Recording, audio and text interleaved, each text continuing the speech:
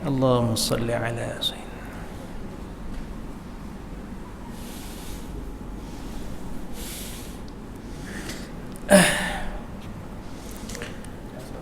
Tarik dekat sikit.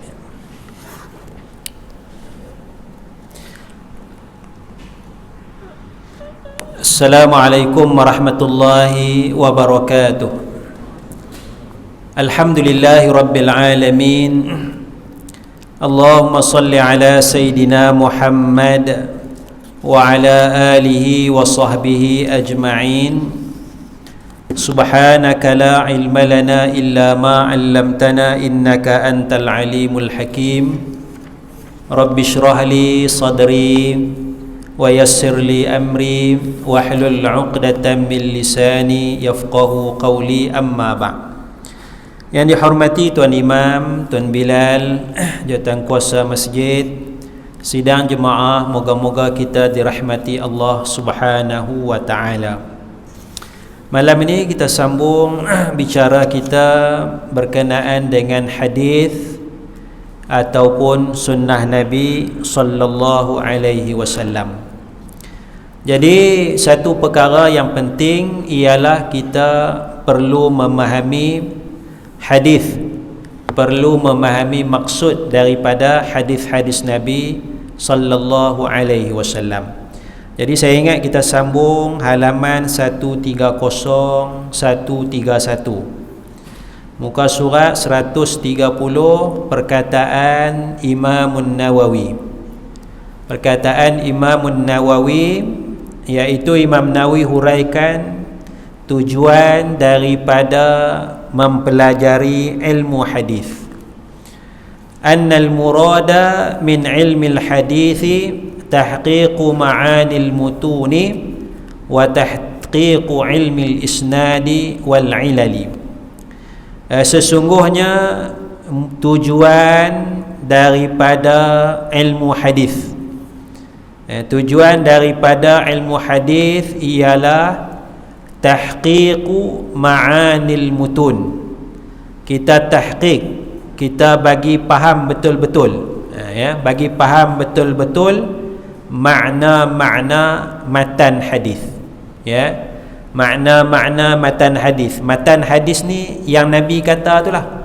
Qala Rasulullah sallallahu alaihi wasallam, bersabda Nabi sallallahu alaihi wasallam, man kana yu'minu bi, itu matan tu, itu matan. Itu matan, isi dia, isi kandungan dia. Jadi kita nak belajar ilmu hadis yang tu, yang tujuan utama tahqiqu ma'anil mutun, faham, bagi faham elok-elok, bagi faham betul-betul apakah makna, apakah maksud matan hadis Nabi sallallahu alaihi wasallam. Itu tujuan yang pertama. Tujuan yang kedua, kata Imam Nawawi, yang ni susah sikitlah, wa tahqiqu ilmil isnadi wal ilali. Tujuan yang kedua, kita tahqiq, kita nak bagi faham betul-betul ilmu sanad dan ilal. Ilal ni penyakit, sanad ni sambung, ilal ni penyakit. Apa penyakit yang ada dalam sanad ni? Perawi ni dia jumpa tak dengan periwayat hadis ni, dia kata dia jumpa, tapi bila kaji sejarah hidup tak berjumpa. Pasal apa tak berjumpa? Kerana periwayat ni mati tahun 300 Hijrah, yang ni lahir tahun 301 Hijrah. Tahun tu dah tak jumpa dah, kan?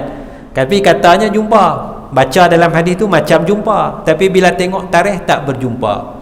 Ataupun tengok tempat tak ada. Periwayat ni duduk di Mekah, periwayat ni duduk di Iraq, dan tak pernah pergi pun, tak pernah pergi ke Mekah. Yang seorang ni pun tak pernah pergi ke Iraq. Jadi berjumpa kat mana? Ada video conference kot, zaman tu tak ada lagi.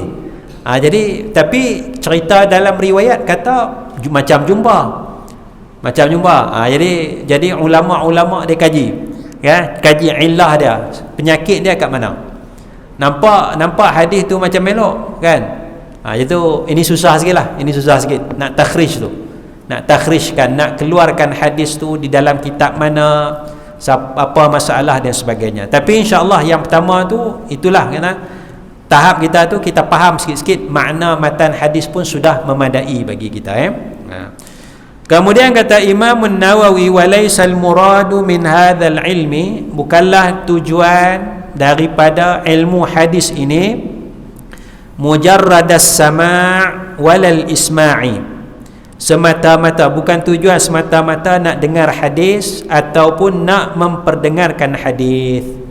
Ya, bukan tujuan dia semata-mata nak memperdengarkan hadis. Kadang-kadang ada orang buat majlis daurah hadis 40 dalam masa 2 jam. Dia baca habis je. Habis baca. Kan? Kita tak faham pun. Kan?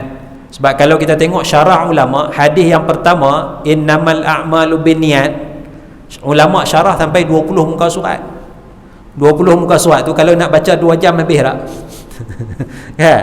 Tapi kadang-kadang itulah mana dia buat daurah tu, dia nak baca je. Jadi kata Imam An-Nawawi, itu bukan tujuan utama, bukan tujuan sebenar. Tahap kita tak payahlah kita nak faham satu hadis pun tu lebih baik. Faham satu hadis apa maksud innamal a'malu binniyat. Tapi kalau orang nak kumpulkan sanad, dia sukalah kan dia baca hadis tu cepat, sekali baca 200 hadis. Jadi kalau Sahih Bukhari tu ada 7,000 hadis, sekali baca 200. 7,000 bagi 200 berapa? 7,000 bagi 700 berapa? 30 berapa kali je duduk? Makna 40 kali duduk habis Sahih Bukhari. 40 kali duduk. 40 kali duduk kan? Sekali duduk 2 jam. 200 hadis. Kan? Maknanya pagi boleh dapat 800 hadis. Petang pula boleh dapat 600 hadis. Makna seminggu habis lah. Faham tak faham tak lagi tu. Itu maqam lain tu. Itu orang nak kumpulkan sanad. Itu orang yang mengaji, dia nak bagi betul tak perkataan ni kan? Dalam kitab yang dia beli ni dengan kitab guru dia tu betul ke tak betul, ada tak perkataan tertinggal. Itu darjat lain pula, itu level orang mengaji lain pula. Tapi bagi kita orang awam ni nak faham makna hadis cukup dah itu kata Imam An-Nawawi, bukanlah tujuan daripada ilmu hadis ni semata-mata nak dengar, walal isma' semata-mata nak memperdengarkan hadis, walal kitabah bukan semata-mata nak tulis hadis tu, bali i'tina'u bitahqiqi, tetapi kita bersungguh-sungguh dalam tahqiq, nak bagi faham betul-betul, wal bahthu an khafiyyi ma'anil mutuni wal asanid wal fikru fi dhalik, dan kita kaji tentang perkara yang tersembunyi daripada makna-makna matan hadis dan juga sanad, kalau kita boleh sampai kepada sanad, dan kita berfikir pada yang demikian. Fikir apakah maksud daripada hadis Nabi sallallahu alaihi wasallam. Maka dengan maksud untuk memahami hadis, kita ambil yang tu je. Apa yang Imam Nawawi kata, tahqiqu ma'anil mutun, mendalami makna hadis ni. Maka dengan maksud untuk memahami hadis ada beberapa panduan yang perlu kita lihat. Antaranya, kita kena faham hadis dalam kerangka Al-Quran. Faham hadis dalam kerangka Al-Quran. Misalnya hadis boleh tak? Misalnya hadis satu hadis Nabi sallallahu alaihi wasallam, lafaz dia macam inilah, inna abi wa abaka finnar. Hadis hadis inna abi wa abaka finnar, sesungguhnya bapa aku. Bapa siapa? Hadis Nabi ni, sesungguhnya bapa aku. Bapa siapa? Bapa Nabi. Siapa bapa Nabi? Abdullah. Sesungguhnya bapa aku dan bapa kamu. Seorang sahabat Nabi. Sahabat Nabi ni dia tanya bapa dia duduk di mana, syurga ke neraka? Bapa dia dah mati. Nabi kata bapa kamu dalam neraka. Kemudian Nabi kata sesungguhnya bapa aku dan bapa kamu di dalam neraka. So sekarang isu dia, bapa Nabi ni Abdullah ni dalam neraka. Adakah kita nak beriktikad bapa Nabi Abdullah ahli neraka? Hadis.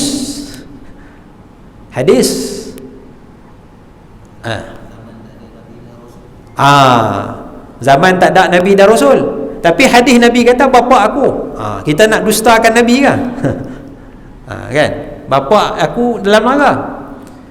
Jadi ada orang dia war-warkan kita kena i'tiqad bapa Nabi dalam neraka, bapa Nabi dalam neraka, mak Nabi ahli neraka, Aminah ahli neraka. Jadi sebab itu kita nak faham tahqiqu ma'anil mutun, dak faham betul-betul makna hadis ni. Maka sebab itu salah satunya kita kena faham dalam kerangka Al-Quran. Kerana faham Al-Quran dulu. Kerana hadis dia nombor 2.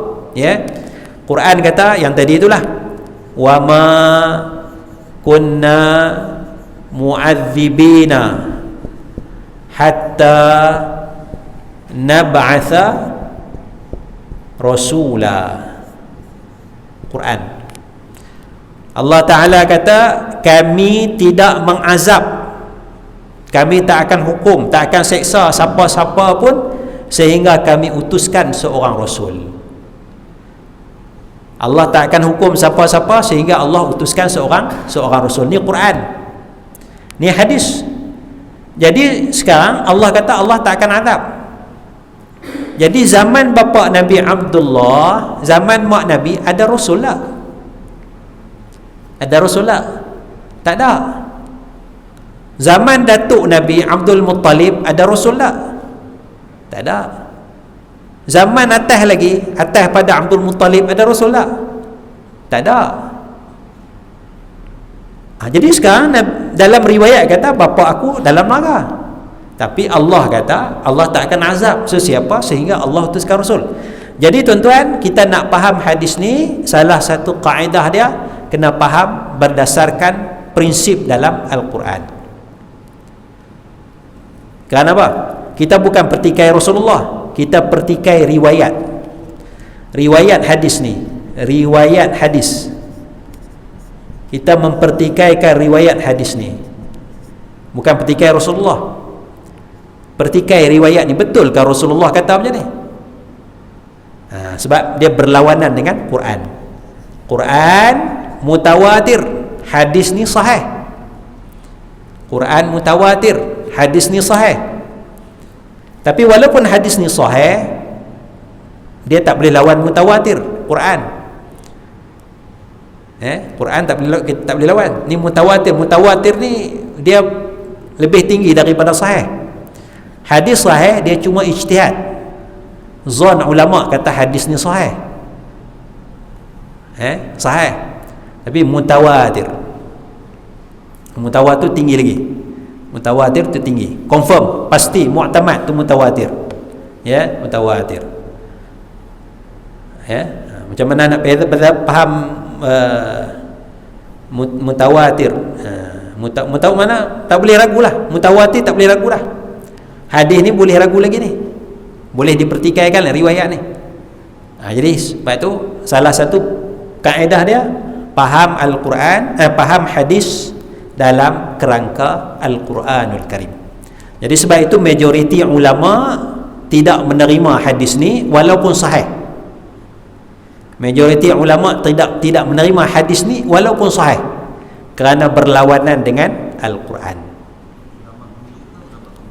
Ulama dulu lagi, daripada dulu lagi sampai sekarang, majoriti. Ada ulama dia pegang hadis ni juga, minoriti.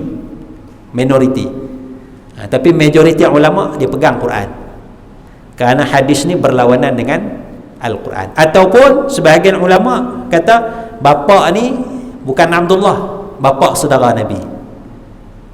Bapa saudara Nabi, bukan bapa kandung Nabi, bapa saudara Nabi. Maknanya Nabi dah jadi rasul, Nabi berdakwah, tapi ada yang tak beriman. Ada juga ulama tafsir macam tu, okey juga. Tapi bukan Abdullah, bukan mak Nabi Siti Aminah. Kerana kita baca dalam sejarah, bapa Nabi Abdullah tak pernah sembah berhala. Tak ada. Kan? Datuk Nabi Abdul Muttalib tak sembah berhala. Abdul Muttalib tak sembah berhala. Bapa Nabi Abdullah tak sembah berhala. Mak Nabi Siti Aminah tak sembah berhala. Tak sembah berhala.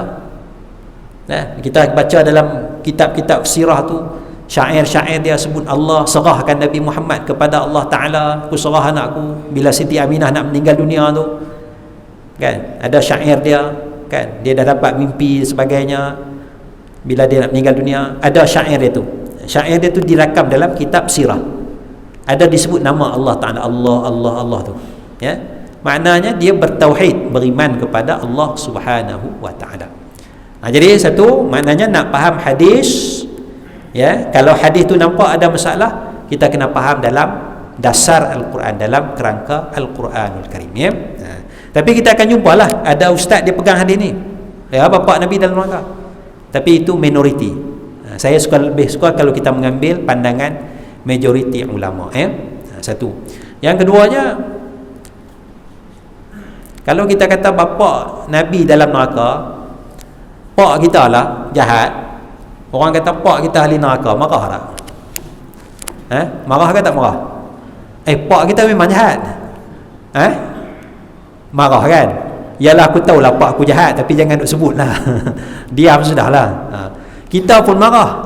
Kita marah kalau orang kata pak kita ahli neraka, mak kita ahli neraka. Kita bayangkan Nabi, bila orang kata bapa Nabi Muhammad pun ahli neraka juga, bagaimana perasaan Nabi Muhammad sallallahu alaihi wasallam, ya. Itu dari sudut kemanusiaan lah, dari sudut kemanusiaan. Jadi kita lihat kerangka Al-Quran, ya. Apa dia? Kalau tak salah Bukhari juga ada, Bukhari sahih Bukhari, ya. Ataupun Muslim, sahih Muslim, ya, kalau tak silap. Yang kedua, sesuatu hukum syara' berdasarkan rangkuman keseluruhan hadis yang berkaitan.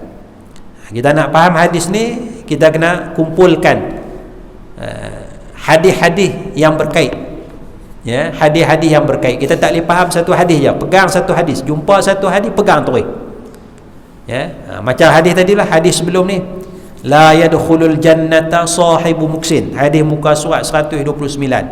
Pengutip cukai tak masuk syurga, kan. Pegang bulat-bulat hadis tu, kan. Bakal menantu kita datang, kerja mana? Lembaga hasil pakcik. Allah, ahli neraka. tak jadi ambil menantu. Kan, kalau nak jadi menantu pakcik, berhenti kerja. Tu pasal apa? Pasal kita pegang la yadkhulul jannata sahibu muksin, tak masuk syurga kutip cukai. Kerja mana? Majlis bandaran, bahagian cukai. Tak masuk syurga juga. Aduh. Jadi kita nak kena faham, kumpul hadis-hadis tu, tahqiq ma'anil mutun, bagi faham betul-betul maksud hadis Nabi sallallahu alaihi wasallam, ya. Misalnya hadis, ya. Misalnya hadis, kita kata hadis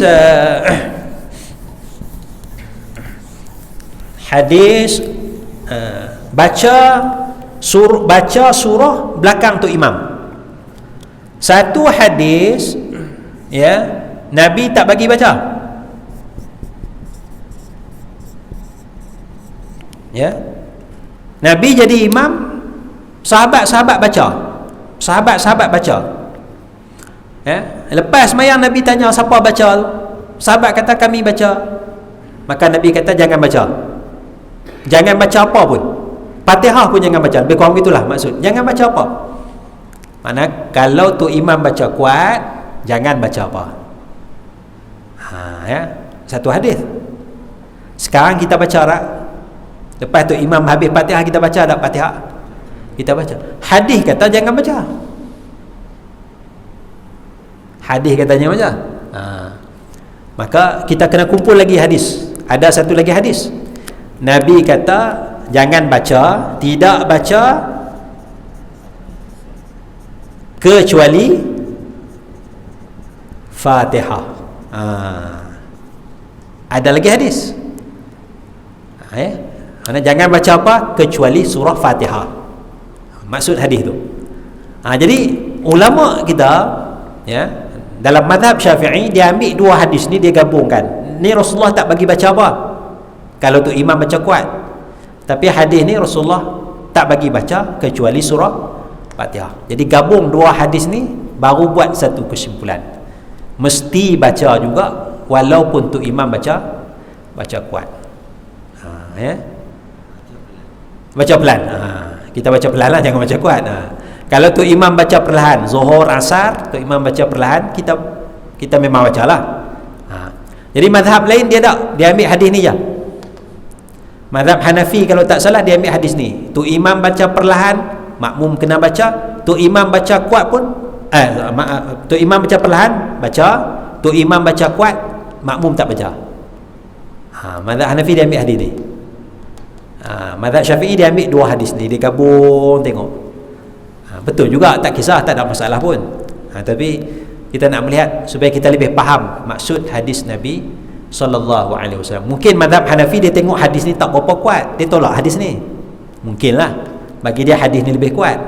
Dia bukan saja-saja, dia mesti ada dasar dia, metodologi dia, usul dia, bagaimana dia nak faham hadis Rasulullah sallallahu alaihi wasallam, ya.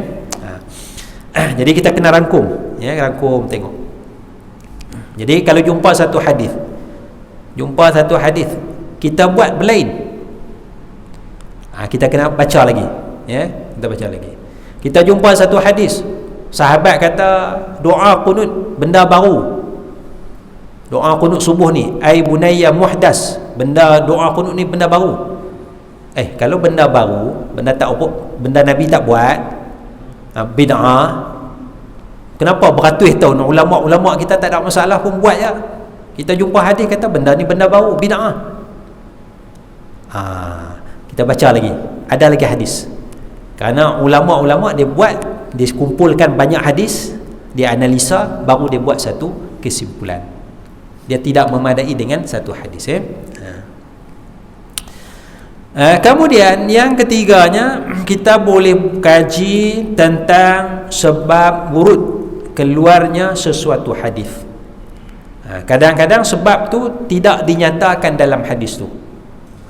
Dia bawa hadis je, Rasulullah bersabda, tapi tak ada sebab. Cerita dalam tu tak ada. Cerita tu di luar. Ya. Jadi ini kita nak kena baca lagi supaya kita faham sebab kenapa Nabi sallallahu alaihi wasallam bersabda sedemikian rupa. Misalnya Nabi dah bagi tahu, jangan simpan daging korban.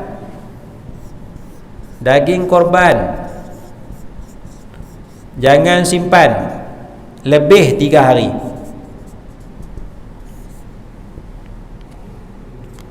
Jangan simpan daging korban lebih 3 hari. Nabi terus, Nabi kata jangan simpan. Sahabat pun habiskan daging korban tu, unta lah, kambing, habis dalam 3 hari, tak simpan dah. Kan, dulu sahabat simpan. Sebab tu dia salai daging tu kan. Dia salai daging tu, dia panggil hari Tasyrik. Hari 11, 12, 13 tu hari Tasyrik, hari salai daging. Bila salai itu daging itu simpan lama kan. Tu hari Tasyrik. Sekarang Rasulullah kata jangan simpan. Kalau tak boleh simpan, kenapa ada hari Tasyrik? Hari untuk simpan daging, salai daging, proses daging tu nak simpan lama, boleh simpan 3 bulan bila salai tu. Rasulullah tak bagi simpan. Jadi adakah kita nak pegang hadis ni, buat korban tahun depan, Covid dah tak ada, kita buat 20 ekor, surau sana 20 ekor, masjid ni 25, surau sana 20, kan, dapat daging korban 15 kilo dalam TI kita hari pertama. Rasulullah pesan jangan simpan lebih pada 3 hari, kena perhabis, kan. Anak pula tak balik tahun tu, kita pula 2 orang 15 kilo 2 orang kita kan, 15 kilo anak pun habis, cucu balik tak apalah, habislah 15 kilo tu kan. Anak tak balik kan, balik tu raya ketiga dah baru sampai balik kan. Dengan kita padam 15 kilo kan. Jadi Nabi tak bagi simpan. Jadi kita nak kena kaji sebab kenapa Nabi tak bagi simpan. Ada hadis yang lain Nabi bagi tahu setahun kemudian. Sahabat tanya, tahun ni macam tahun sudah ke? Tahun ni korban macam tahun sudah, tak boleh simpan lebih daripada 3 hari. Nabi bagi tahu tahun sudah, ada kebuluran, makanan tak cukup, orang datang daripada jauh nak ambil makanan. Jadi sebab tu Nabi suruh habis dalam tempoh 3 hari. Tapi sebab tu tak ada lah hadis awal ni. Sebab tu. Jadi nak faham hadis tu kena tengok sebab dia. Itu dia panggil sebab wurud. Kalau Quran dia panggil sebab nuzul, sebab wahyu diturunkan, sebab nuzul. Kalau hadis dia panggil sebab wurud, sebab datangnya hadis tu. Apa cerita di sebalik hadis tu? Kadang-kadang ada cerita, kadang-kadang tak ada cerita pun. Quran pun sama, kadang-kadang ada sebab nuzul, kadang-kadang tidak ada sebab nuzul. Jadi dengan sebab nuzul tu, dengan sebab wurud hadis tu, kita lebih faham maksud hadis Nabi sallallahu alaihi wasallam. Baik, itu yang ketiga. Yang keempat, antara zahir hadis dan maqasid ataupun tujuan ataupun objektif hadis. Zahir hadis dan tujuan daripada hadis. Zahir hadis dan tujuan, maqasid penting. Maqasid penting. Zahir tu macam itulah, macam saya sebutkan bulan sudah, hadis kencing tu. Ingat tak hadis kencing? Rasulullah kata jangan kencing dalam air bertakung kemudian berwuduk. Jangan kamu kencing, jangan seseorang kamu kencing kemudian berwuduk. Maka satu tafsiran yang zahir, pegang kepada zahir, saya kencing dalam kolah tu, tuan pergi ambil wuduk, tak apa. Pasal tuan tak kencing dalam air bertakung, saya yang kencing. Saya kencing, saya tak boleh ambil wuduk dalam tu. Tok Bilal ambil, tak apa. Pasal Nabi kata apa? Janganlah seseorang kamu kencing dalam air bertakung kemudian dia yang kencing tu pergi ambil wuduk. Jadi saya kencing, Tok Bilal ambil, tak apa, tak ambil wuduk. Ayah yang saya kencing tadi lah. Ini zahir. Tafsiran zahir. Dia tak tengok maqasid. Apa tujuan Nabi sabda macam tu? Maqasid dia, bila kamu kencing, air tu bernajis. Air tu najis. Kamu yang kencing ambil wuduk ke orang lain kan, tak boleh dah. Air tu dah najis. Itu maqasid dia. Itu kita nak kena faham, antara zahir dan maqasid hadis, misalnya kita tengok hadis Nabi suruh siwak. Hadis suruh siwak. Hadis siwak, bersugi. Bersugi. Zahir dia ada makna zahir, dia ada makna maqasid. Makna zahir dia, siapa sini yang ada kayu sugi? Cuba tunjuk tengok. Seorang pun tak ada. Tak ada. Kayu sugi ada tak? Tak ada. Bukankah Nabi kata laula an asyqa ala ummati la amartuhum bisiwak inda kulli solah. Kalau tidak berat kepada umatku, aku akan suruh mereka siwak tiap-tiap kali nak solat. Jadi kadang-kadang kita akan jumpa orang dah biri dah dia keluar kayu dia. Pasal dia berpegang kepada zahir hadis, tiap-tiap kali nak solat siwak. Dia dah biri dah ni, dah qomat dah ni. Keluar. Itu zahir, pegang pada zahir. Boleh, tak ada masalah. Boleh, tak ada masalah, betul. Betul juga. Tapi kita tak beramal. Kenapa? Kerana kita lebih berkepada maqasid. Maqasid dia apa dia? Maqasid dia bila nak solat gigi bersih, gigi bau elok. Tadi sebelum datang maghrib tadi kita dah gosok gigi dah, bersih dah, cukup lah kan. Isyak tadi pun tak ada apa, tak ada makan apa dah, tak ada masalah kan. Balik isyak lagi barulah nak makan biskut ke nasi ke apa kan. Jadi tak perlu kita nak siwak lagi dah kan, pasal gigi kita dah bersih dah. Tapi kalau kita nak beramal tak apa, tak ada masalah. Tadi dah gosok di rumah, bawa kayu sugi, Bila berdiri tu gosok lagi sikit, insya' lagi pun gosok, tak ada masalah, kita beramal secara zahir. Tapi tujuan dia antara hadis ni ialah nak pastikan kebersihan gigi, kebersihan mulut. Itu maqasid. Itu maqasid. Jadi tercapailah yang kita buat ni, dah tercapai dah maksud hadis ni. Tercapai dah. Tapi kalau kita buat zahir, bersiwak tiap-tiap kali nak sembahyang tu, itu semata-mata nak ittiba' ikut Nabi, ada pahala lain pula. Ya, ada pahala lain pula. Ini zahir dan maqasid. Bila berlaku kematian, Nabi suruh jiran buat makan. Jiran jamu makan. Keluarga si mati.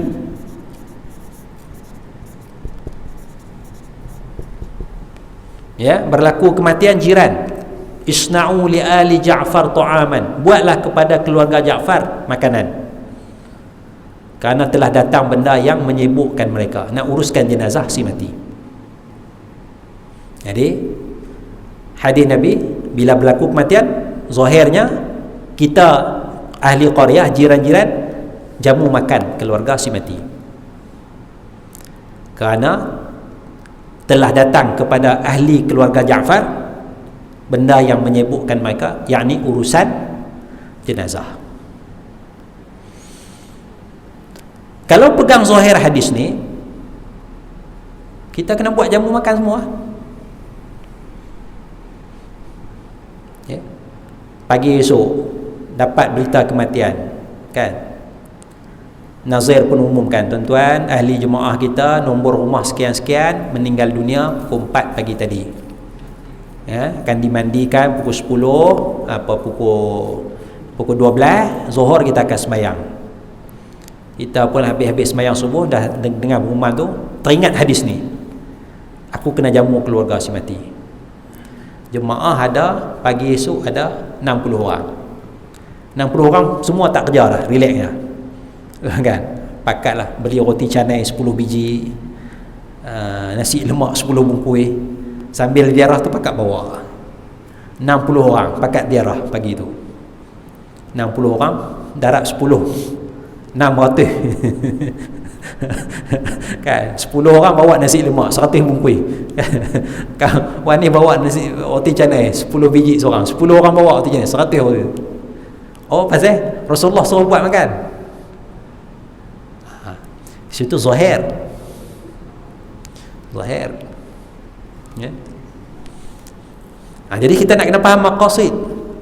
Maqasid dia bantu keluarga si mati.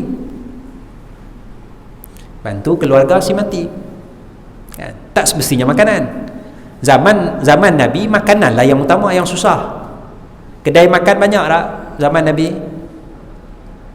Tak ada. Ada fast food zaman Nabi? Tak ada. Ada delivery? Ada Grab? Boleh hantar mana? Tak ada. Nak buat makan senang ke? Nak buat makan senang ke susah zaman Nabi? Susah. Nak uli beras apa, tepung lah apa lah, bukan senang. Bukan senang nak buat zaman Nabi. Jadi munasabah bantuan zaman Nabi, buat makan je lah. Zaman kita kedai makan banyak. Ada fast food, ada delivery, ada, kan?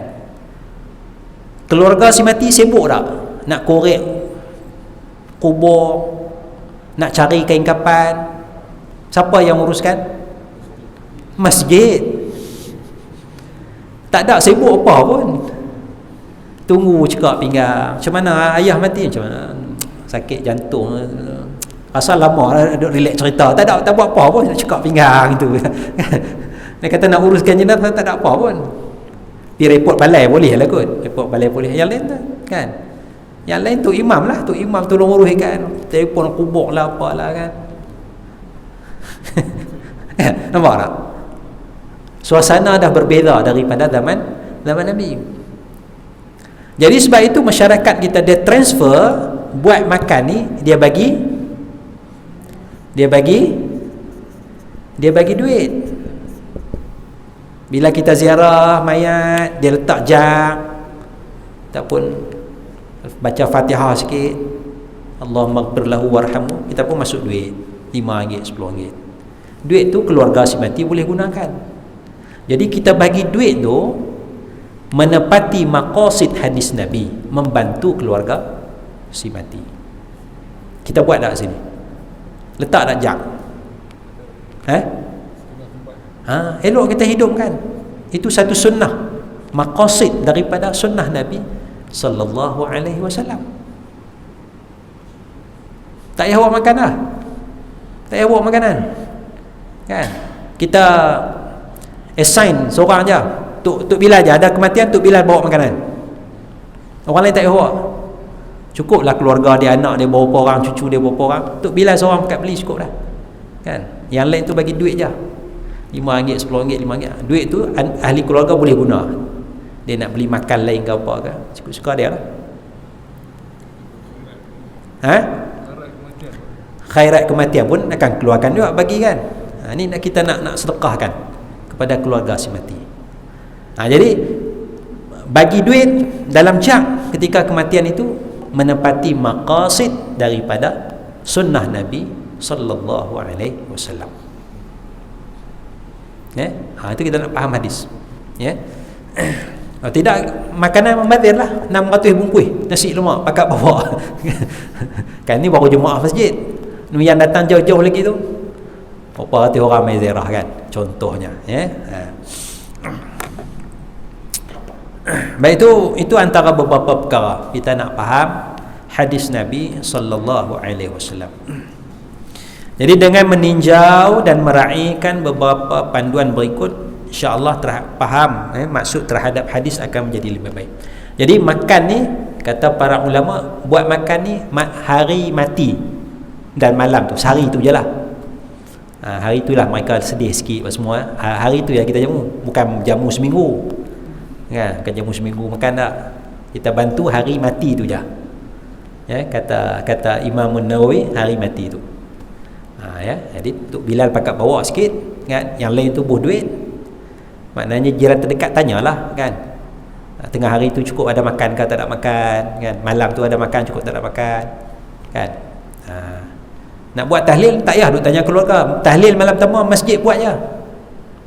Masuk dalam package khairat kematian, tahlil pertama kita buat je. Tak payah duk ni nak buat dah malam ni tahlil, nak jamu apa ni? Tak payah, buat je tahlil. Ada jamu makan, tak ada jamu sudah. Lepas tu seminggu lepas tu keluarga kata kami nak buat jamu makan sikit, tolong doa. Dia dah senang lah. Kita serah pada dia lah.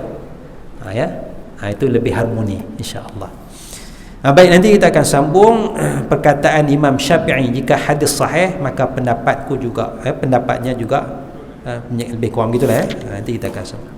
Subhanakallahumma bihamdik asyhadu an la ilaha illa anta astaghfiruka wa atubu ilaik. Assalamualaikum warahmatullahi wabarakatuh.